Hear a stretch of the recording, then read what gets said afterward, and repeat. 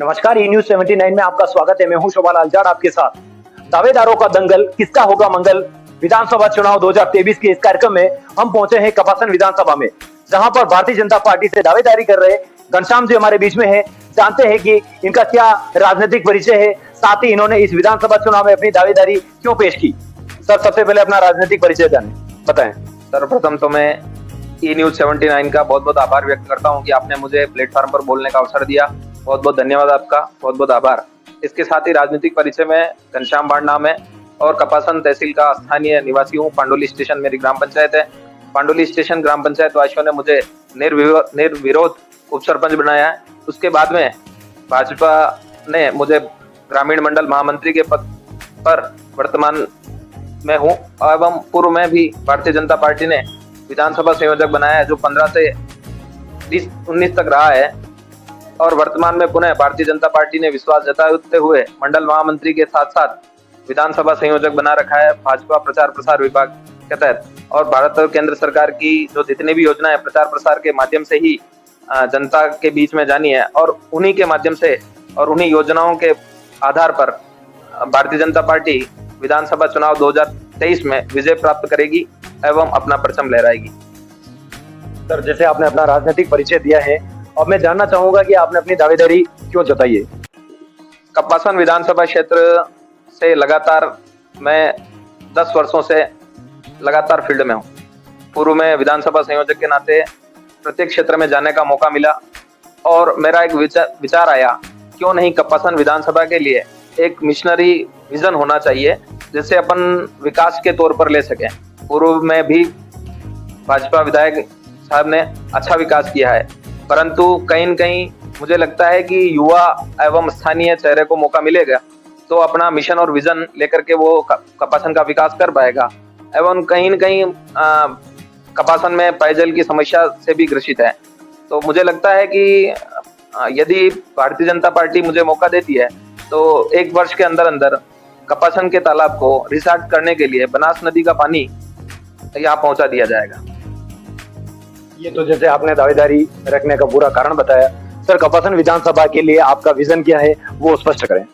कपासन विधानसभा को लेकर के बहुत बड़ा विजन ये है कि अपने क्षेत्र के युवा रोजगार को लेकर इधर उधर भटक रहे हैं। कहीं दरीबा के लिए डॉक्यूमेंट लगाए जाते हैं, कहीं चंदेरिया के लिए लगाए जाते हैं, या कहीं निम्बाड़ा के लिए लगाए जाते हैं, या हमारे क्षेत्र के युवा आइसक्रीम बेच रहे हैं। कोई व्यापार नहीं होने के कारण हरियाणा, गुजरात, राजस्थान, मध्य प्रदेश अन्य क्षेत्रों में आइसक्रीम या अन्य व्यवसायों में लगे हुए हैं, क्योंकि यहाँ रोजगार का बहुत बड़ा अभाव है। और मेरा मूल उद्देश्य यही है कि स्थानीय युवाओं को स्थानीय क्षेत्र में रोजगार मिले और यहाँ रोजगार की स्थापना हो, यानी कपासन क्षेत्र का औद्योगिक विकास हो। और औद्योगिक विकास होने के लिए पर्याप्त जो अनुकूलताएं होती है, पर्याप्त जो परिस्थितियां होती है, जो कपासन में विद्यमान है। और उसके लिए जो परिस्थितियां होती है, मैं आपको बता दूं कि रोड होना चाहिए, रोड इंफ्रास्ट्रक्चर डेवलप होना चाहिए ताकि ट्रांसपोर्टेशन की सुविधा उपलब्ध हो जाए इंडस्ट्री वालों को। तो ट्रांसपोर्ट में अपने कोई दिक्कत नहीं है। नेशनल हाईवे अपने पास में, स्टेट हाईवे गुजर रहा है और नजदीकी कपासन क्षेत्र में सीतिया होकर के अभी बांसवाड़ा को भी स्टेट हाईवे से जोड़ा जा रहा है। तो कपासन तहसील क्षेत्र में नारिया का बीड़ा 1200 बीघा भूमि है, उसका उपयोग किया जाकर यहाँ उद्योग स्थापित किया जा सकता है और क्षेत्र के युवाओं को रोजगार दिया जा सकता है। और उद्योग के लिए एक परिस्थिति ये भी होती है कि पानी की उपलब्धता होनी चाहिए। तो पानी की उपलब्धता के लिए गोसुंडा डैम है अपने पास में और मातृकुंडिया डैम से पानी लाया जा सकता है और औद्योगिक विकास कराया जा सकता है। और ट्रांसपोर्टेशन की रही बात, तो पांडुली स्टेशन में अभी यार्ड बन रहा है, रेलवे यार्ड। उसके माध्यम से भी किसी भी उद्योग के लिए ट्रांसपोर्टेशन की सुविधा पर्याप्त या उपलब्ध हो सकती है, इसमें कोई दो राय नहीं है। तो ये सारी परिस्थितियां अनुकूल है। तो अपने यहाँ का यदि मिशनरी और विजनरी विधायक आता है तो अवश्य ही वो इस क्षेत्र का औद्योगिक विकास कर पाएगा और हमारे युवा जो रोजगार की तलाश में इधर उधर भटक रहे हैं उनको इधर उधर भटकने की जरूरत नहीं पड़ेगी और क्षेत्र में ही रोजगार उपलब्ध हो पाएगा। कहीं न कहीं इच्छा शक्ति की ही कमी है। नरेंद्र मोदी बहुत बड़ा एक चेहरा है और वहाँ विजन होना चाहिए कि मेरे क्षेत्र का विकास कैसे हो, और उन तक पहुंचे यदि तो वो इस मांग को बहुत अच्छी प्रकार से पूरी करने का प्रयास करेंगे और क्षेत्रीय युवाओं को रोजगार मिल पाएगा।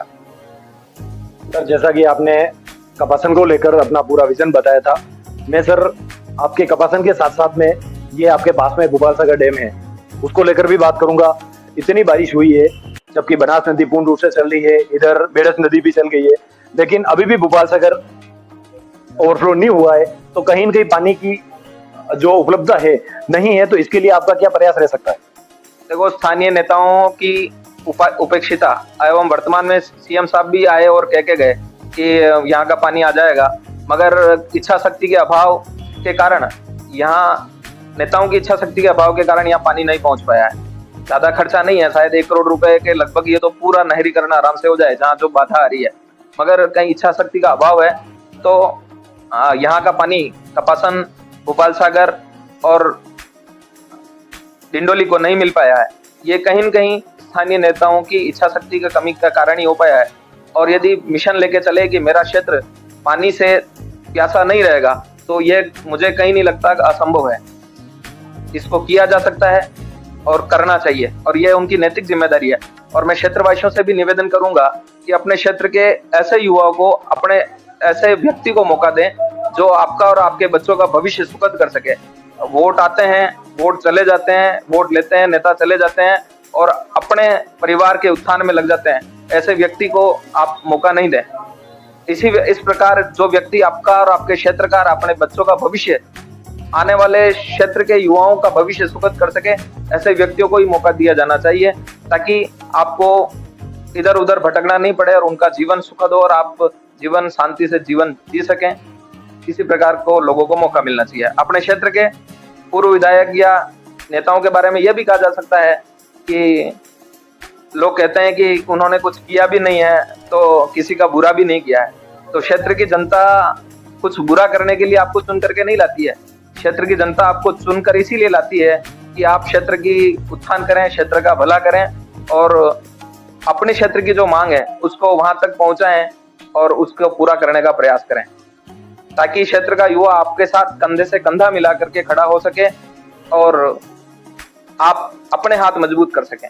और ऐसा कोई नेता नहीं हुआ है अभी तक आज की परिस्थिति में कि युवा उसके साथ तन मन धन से लग जावे। कहीं न कहीं उन्हें लगता है कि यार 5 साल चुनाव होंगे और हमारे युवाओं के भविष्य के साथ खिलवाड़ होगा, और तो उस खिलवाड़ के कारण ही एक क्रांति के रूप में युवा नहीं आ पाए हैं।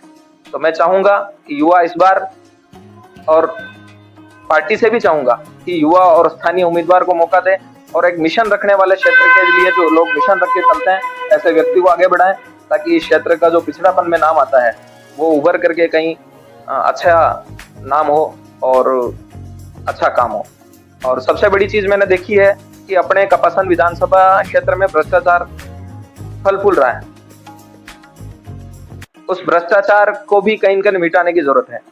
वो माफिया हो, क्षेत्र में साठ गांठ करने वाले नेता हो या फिर अधिकारी हो, कहीं न कहीं यही सोचते हैं कि औद्योगिक विकास तो हो नहीं पाया है, तो उनका सीधा टारगेट हमारे क्षेत्र के जो छोटे छोटे अधिकारी ऐसे बिठा दिए जाते हैं जो हफ्ता वसूली करते हैं, जनता की जेब पर डाका डालने का काम करते हैं कि 400 रुपए का पट्टा 2400 रुपए में पड़ता है, और रजिस्ट्री जब 400 रुपए की रसीद कटती है पट्टे की रजिस्ट्री की, तो वो 2400 में जाके पड़ती है।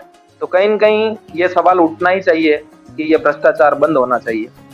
विद्युत विभाग की बात करो तो वहाँ भी पर्याप्त मात्रा में भ्रष्टाचार है। इससे क्या होता है कि मेरे गांव का ही आपको एक उदाहरण दे दूं मैं आपको, कि आबादी मैंने करवाई थी, कोई समस्या हो गई थी, आबादी मैंने करवाई थी, तो जब तक सचिव को पैसा नहीं दिया गया, ठीक है ना, तब तक वो रोड सीमा में आ रही थी, और जब उसके पास 15,000 रुपए पहुंचा दिए जाते हैं तो वो रोड सीमा घट जाती है और उसको दूसरे ही दिन पट्टा मिल जाता है। तो इस प्रकार की मानसिकता वाले जो लोग हैं उनका कहीं न कहीं हमें विरोध करना पड़ेगा, और जब तक विरोध नहीं होगा तब तक ये भ्रष्टाचार खत्म नहीं होगा। इसलिए योग्य और युवा साथियों को आगे आना चाहिए और युवा साथियों का साथ देकर के अपने क्षेत्र का भविष्य का अच्छा हो सके, इस हेतु प्रयास करना चाहिए। वर्तमान विधायक लगातार यहाँ पर 2 बार अपनी जीत हासिल कर चुके हैं, अपना परचम लहरा चुके हैं कपासन विधानसभा में, और जिस तरह से आपने कपासन की समस्याएं बताई है, तो आपकी नजर में ऐसी वर्तमान विधायक साहब से ऐसी कोई समस्या रही है या फिर सरकार की ऐसी कोई कमी रही है जिसके कारण आपके ये जो विधानसभा की जो समस्याएं बताई है वो उजागर हो रही है? विधायक जी ने बहुत ही अच्छा काम किया है और हमेशा प्रयास यही करते आए हैं कि क्षेत्र का अच्छा विकास हो। हर बार विकास की गंगा बही है, उन्होंने अपना पूरा प्रयास किया है, मगर क्षेत्र में हर बार स्थिति विपरीत रही है। कांग्रेस की सरकार है तो अपने पूर्ण प्रभाव से काम नहीं करा पाए, और कुछ चीजें होती है कि अधिकारी वास्तविकता में अपनी सरकार के प्रशासनिक देखता ही है कि किस प्रकार से मैनेज किया जा सके, तो उनकी कोई कमी नहीं मैं मानता। उन्होंने अपना पूरा प्रयास किया है कि क्षेत्र का विकास हो। तो आपने अपना विजन भी क्लियर रख दिया है और वर्तमान विधायक जो हैं उनके लिए भी आपने स्पष्ट कर दिया है कि विपक्ष में सरकार विपक्ष होने के कारण वो जो आपने विजन बताए हैं वो क्लियर नहीं कर पा रहे हैं। तो सर मैं आपसे यही कहना चाहूंगा कि जिस तरह से ये अभी टिकट की होड़ लगी हुई है, आपके दावेदारों की टिकट के लिए दावेदारों की होड़ लगी हुई है, हमने जगह जगह देखा है कि अपने पोस्टर लगे हुए हैं, शुभकामनाओं के पोस्टर लगे हुए हैं। ऐसे में पार्टी अगर आपको मौका देती है, जिस तरह से आप युवाओं की मांग कर रहे हैं, स्थानीय चेहरे की मांग कर रहे हैं, अगर पार्टी आपको मौका देती है तो ये जिस तरह से होड़ लगे हुए जो पोस्टर हैं ये दावेदार कहाँ जाएंगे, और ये अगर कहीं नाराज होते हैं तो आप इनको किस तरह की मनाने की कवायद करेंगे? देखो, भारतीय जनता पार्टी हमारा एक परिवार है और परिवार में कमल का फूल ही हमारा उम्मीदवार होता है। पार्टी जिसे भी उम्मीदवार बनाती है हम तन मन धन से उसे जिताने का प्रयास करेंगे और उसका प्रयास करेंगे। सारे पार्टी उम्मीदवार कमल के फूल के पीछे हैं। जिसको भी सिंबल मिलेगा प्रत्येक उम्मीदवार उस व्यक्ति का तन मन धन से सहयोग कर जिताने का प्रयास करेंगे। चलिए मैं आपको सीधा एक ही सवाल करना चाहूंगा। पार्टी आपने प्रबलता से अपनी दावेदारी रखी है, पार्टी अगर आपको मौका नहीं देती है तो आपका संगठन के प्रति या इस विधानसभा चुनाव में आपका क्या रवैया रहेगा? देखो, पार्टी का मौका देना न देना हाईकमान का है। यदि उन्हें उचित लगता है तो मौका देवे और नहीं लगता है तो कोई नहीं। मैं पार्टी का हमेशा समर्पित कार्यकर्ता रहा हूँ। लगातार 10 वर्ष से पार्टी का प्रत्येक कार्यक्रम किया है और प्रत्येक कार्यक्रम में भाग लिया है। और जब मैं संकल्प से सिद्धि महाअभियान का विधानसभा संयोजक था तो 11,000 प्रपत्र भरा करके सभी कॉलेजों में संगोष्ठियां करके या कभी क्षेत्र में अपने जो स्रोत हैं, तालाब हैं, बावड़ियां हैं, उनकी सफाई कार्यक्रम हो या अपने क्षेत्र की जनता के कोई समस्याएं हो उनको निदान करने का प्रयास किया है। कोविड काल में जनता की सेवा करने का प्रयास किया है। मगर यदि मौका नहीं देती है पार्टी ऐसी की तो भी कमल का फूल पे जिसको दिया जाएगा हम उसके समर्थन में मतदान करेंगे और उसके पक्ष में तन मन धन से जिताने का प्रयास करेंगे उसको। तो आपका विजन भी क्लियर है, आपका स्पष्टीकरण भी दे दिया है कि आपको पार्टी मौका दे या न दे, आप भारतीय जनता पार्टी के साथ में तन मन धन के साथ खड़े रहेंगे। पर वर्तमान सरकार का एक महंगाई राहत कैंप जो वर्तमान में चल रहा है जिससे काफी जनताओं को राहत भी मिल रही है, और आप इस विजन के बीच में इस विधानसभा चुनाव को लेकर आप अगर विधानसभा में जाएंगे तो आपके बीच में जिस तरह की ये महंगाई राहत कैंप एक बहुत बड़ा रोड़ा बनने वाला है, तो इसको आप किस नजर से देखेंगे या किस तरह से आप मैदान पाने का प्रयास करेंगे? महंगाई राहत कैंप वर्तमान में मुझे लगता है कि कोई रोड़ा है ही नहीं। सोशल मीडिया के माध्यम से आप भी देख रहे हैं कि जनता का रुझान किस तरफ है। आप पत्रकार हैं, आपने क्षेत्र के प्रत्येक वीडियो भी देखे होंगे और उनका जो विजन आप देख पा रहे हैं जिस प्रकार से वो धरातल पे इम्प्लीमेंट नहीं हो पाया। वो जिस प्रकार से उसकी मार्केटिंग वगैरह कर रहे हैं, मार्केटिंग में ही लगे हुए हैं। कोई भी बस फ्री नहीं है, कोई भी जगह खाली नहीं है जहाँ उनकी मार्केटिंग नहीं हो रही है। धरातल पे जाकर के देखा जाए तो कहीं न कहीं लोग मरहूम हैं उन योजनाओं से, एवं इसी कारण से जनता उनको नकार चुकी है और सरकार वेंटिलेटर पे है। तो क्या, और 4.5 साल तक जब सरकार सो ही रही थी, अब उनको जनता की याद आ रही है। 4.5 साल अपनी सरकार बचाने में लगे रहे और अब उनको जनता को राहत कैंप लगाने पड़ रहे हैं, ये कैंप लगा रहे हैं। तो आप 4.5 साल कहाँ गए थे, है ना? इसी आधार पर जनता ने, आप फील्ड में भी आप घूम रहे हो, आपने देखा होगा कि गहलोत सरकार को जनता पूरी तरह से नकार चुकी है। महिला सुरक्षा की बात हो, रोजगार की बात हो या फिर पेपर लीक के मामले में देख लो, राजस्थान टॉपर है। महिला उत्पीड़न देख लो। इन सभी मामलों को देखते हुए मुझे नहीं लगता है कि राजस्थान की जनता इतनी पागल है कि गहलोत सरकार को पुनः मौका दे। सर, आप जिस तरह से कह रहे हैं कि महंगाई राहत कैंप पर हमारी नजर में जिस तरह से 100 यूनिट बिल, बिजली बिल अगर एक आम आदमी के लिए फ्री होता है तो उसके लिए तो एक बहुत बड़ा, बिजली में बहुत बड़ा योगदान बनता है। साथ ही जो हमारे किसान भाई हैं उनके लिए 2000 यूनिट तक अगर गहलोत सरकार उनके लिए यूनिट फ्री करती है बिजली, तो उनके लिए तो बहुत बड़ा ये एक वरदान साबित होता है। तो इसको आप किस तरह से देखते हैं, या फिर आप फील्ड में जाके अपना किस तरह से इसको पेश कर पाएंगे? 2000 यूनिट जो आप फ्री की बात कर रहे हैं, ये तो हमारी पूर्ववर्ती सरकार ने पहले ही फ्री कर दिया था, मगर इन्होंने बीच में बंद कर दिया और पुनः चालू किया है। और स्टेट हाईवे के टोल भी राज्य सरकार ने माफ कर दिए थे, जिसको इन सरकार ने वापस चालू कर रखे हैं वर्तमान में। है ना। तो कहीं न कहीं इनका काम है ये, इस मामले में मैं अशोक जी गहलोत को या कांग्रेस सरकार को ये मानता हूँ कि पूर्णतः जादूगर है ना। इधर का पैसा इधर और इधर का पैसा इधर, पब्लिक को पागल बनाओ, उनके ही पैसे से उनको प्रसन्न करने का पूरा प्रयास किया जाता है। पेट्रोल डीजल के ऊपर वेट देख लो अन्य राज्यों की तुलना में, है ना। तो कहीं न कहीं पब्लिक के पैसे को ही लूट खसोट किया जा रहा है, और साफ नियत नहीं होने के कारण, इनकी नियत साफ नहीं है कि पब्लिक के पास पैसा पहुंचे। इनके टेंडरों में आपने देखा ही होगा, महंगाई राहत कैंप में जो 1500 रुपए का पंखा आता है उसका 5000 रुपए किराया यदि वसूल किया जा रहा है, कहीं न कहीं आपको नहीं लगता है कि इनकी नियत में खोट है, और ये अपने लोगों को लाभान्वित करने के प्रयास में ऐसे काम कर रहे हैं, और जनता जान चुकी है इनकी स्थितियों के बारे में। और कभी मुझे नहीं लगता है कि ऐसी परिस्थितियां होने के बावजूद भी इनको मौका दे। तो ये सर आपने इस पर भी स्पष्टीकरण दे दिया है, लेकिन ये 500 रुपए में जो सिलेंडर बैठे जा रहे हैं अभी राजस्थान सरकार ने कर दिए हैं, तो ये सिलेंडर तो कहीं ना कहीं आपको बहुत बड़ा रोड़ा आने वाला है, क्योंकि हर घर में गैस तो जल ही रही है। इसके लिए आप क्या कहना चाहेंगे? देखो, केंद्र से 200 रुपए की सब्सिडी आ रही है, इसके बारे में कभी चर्चा नहीं हुई, और 200 रुपए पुनः सस्ता भी कर दिया है केंद्र सरकार ने। और 500 रुपए की जहां तक बात है, मैंने पता करने का पूरा प्रयास किया कि आज दिन तक किसी को मिले हो, ये मुझे मेरी जानकारी में आज दिन तक नहीं आया। केवल ढकोसला है, और ढकोसले के ऊपर सरकार नहीं चलती, ये आप क्लियर मान लें। ये केवल आप उपापोह में कि यार आप ऐसा घोषणा कर देंगे जनता मूर्ख है, जनता मूर्ख बन जाएगी, तो जनता मूर्ख बनने वाली नहीं है। चलिए, ये 25 लाख की जो चिरंजीवी योजना है, ये तो टटोटला नहीं कह सकते हो आप। इसके लिए आप और चिकित्सा सेवाओं में जो गरीब आदमी एक 10 रुपए की रसीद कटवाता था, उसको भी उन्होंने बंद करके निःशुल्क वो ओपीडी कर दी है, और एक 25 लाख का उन्होंने एक चिरंजीवी बीमा कर दिया है।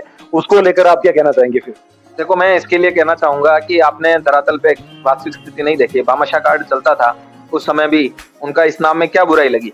भामाशाह मेवाड़ की शान है, राजस्थान की शान है, जिन्होंने अपना जीवन की संपत्ति को दान कर दिया अपने राष्ट्र हित में। उस नाम में क्या कमी थी?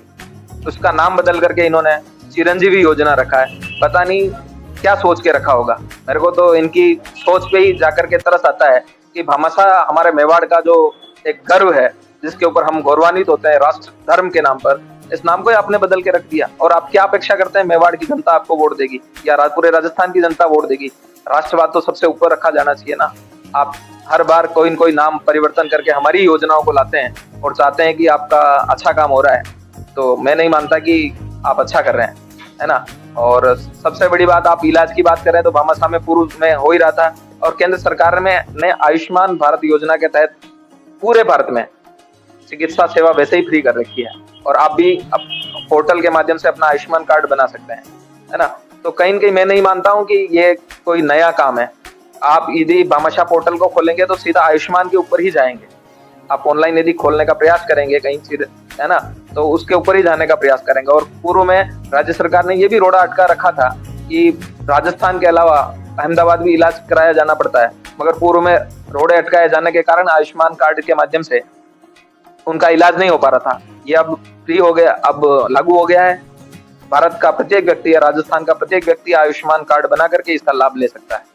एवं आप जो बात करें दुर्घटना बीमा की संबंध में कि उन्होंने 10 लाख का दुर्घटना, उसमें भी जादू कर दिया है। पूरे राजस्थान में लोग समझ रहे थे कि परिवार का कोई सदस्य एक्सीडेंटल दुर्घटना में मारा जाता है तो उसको 10 लाख रुपए की सहायता राशि मिलेगी। मैंने तो प्रैक्टिकली किया है कि उसमें भी जादू ये किया है कि उसमें परिवार के 2 सदस्यों को शामिल कर लिया है कि परिवार के 2 सदस्य होंगे तो उनको 10 लाख रुपए मिलेंगे। बल्कि पब्लिक ये जान रही है कि हमारे कहीं दुर्घटना होती है तो 10 लाख रुपए मिलेंगे।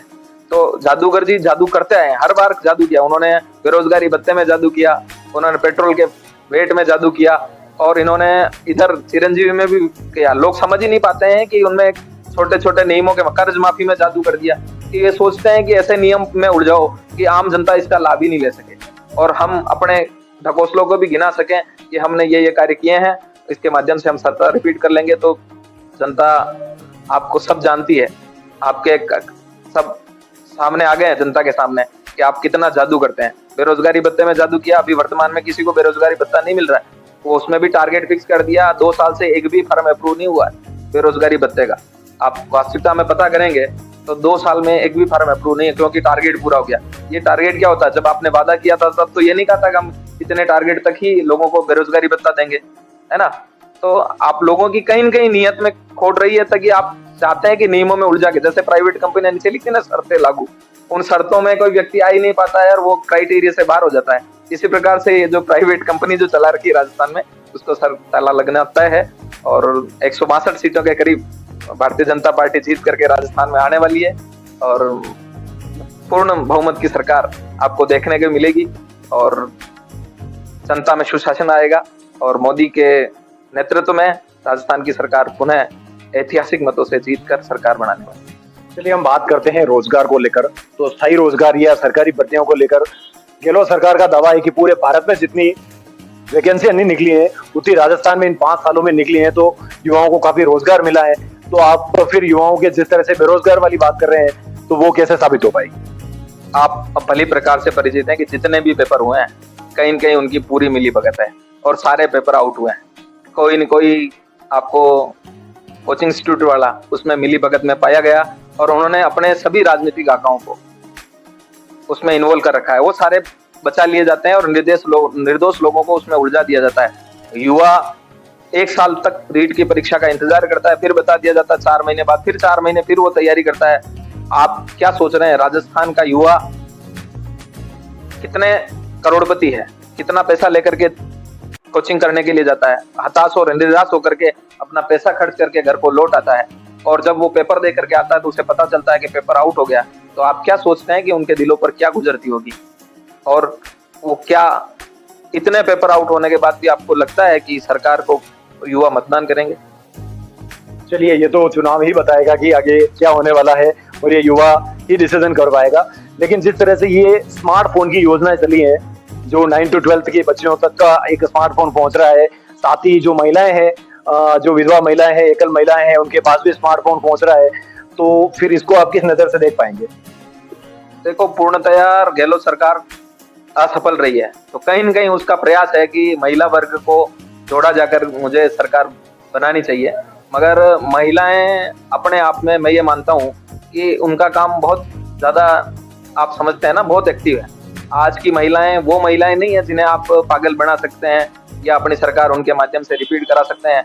महिला अपना स्वाभिमान या इज्जत बचाना सबसे पहले चाहेगी और जब आप देखते हैं तो प्रतिदिन अखबार में कोई न कोई घटना दुष्कर्म की आती है और रिकॉर्ड बन चुका है कि पूरे भारत में दुष्कर्म की घटनाएं इतनी हो रही है कि महिलाएं अपने आप को असहज महसूस करने लगी है।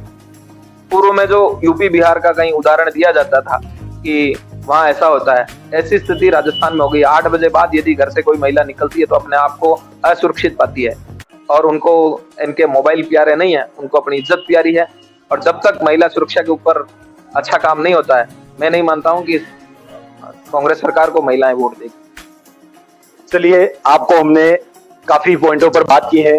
जिस तरह से महंगाई राहत स्कीम को आपने किस तरह से, किस नजर से देखते हुए अपने मतदाताओं को बताया है। अब देखना यह है कि विधानसभा चुनाव आने वाला है।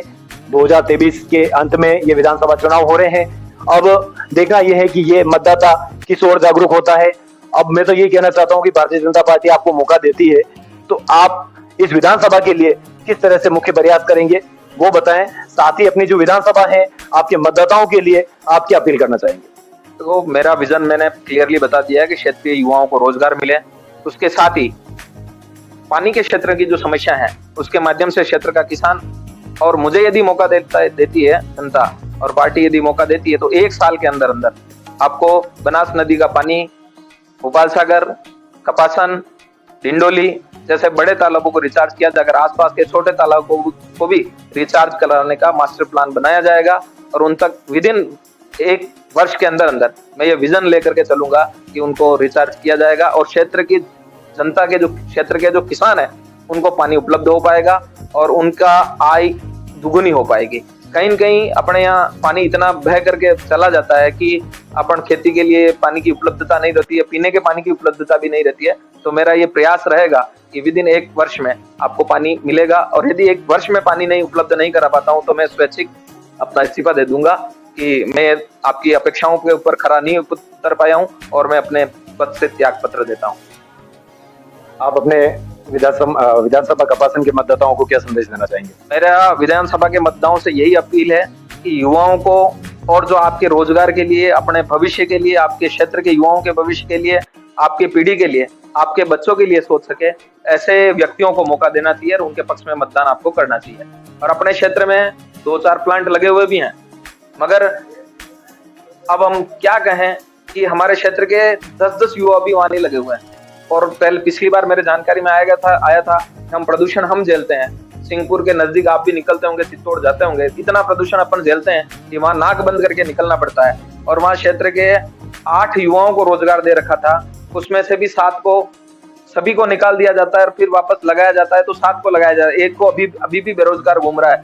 बल्कि मैं ये मांग करूंगा कि स्थानीय क्षेत्र में जो रोजगार स्थापित हैं, जो उद्योग स्थापित हो चुके हैं, भले ही छोटे हो चाहे बड़े हो, उसमें 50% कम से कम 50% युवाओं को, क्षेत्रीय और स्थानीय युवाओं को रोजगार दिया जाए और यूपी बिहारियों का विरोध किया जाए। यूपी बिहारियों वालों को रोजगार देने की जगह हम स्थानीय युवाओं का रोजगार दें, ताकि उनका जीवन अच्छे से यापन हो सके। एवं अपील करूंगा क्षेत्र की जनता से कि भारतीय जनता पार्टी के पक्ष में मतदान करें एवं अधिक से अधिक मतों से जिताकर अपने उम्मीदवार को भेजने का प्रयास करें, ताकि इन सभी मुद्दों के ऊपर काम किया जाकर कपासन विधानसभा को, जो पिछड़ी हुई विधानसभा में गिना जाता है, उसको कहीं न कहीं अग्रणीय विधानसभा के रूप में तो सभी को बनाया जा सके और क्षेत्र का विकास किया जा सके।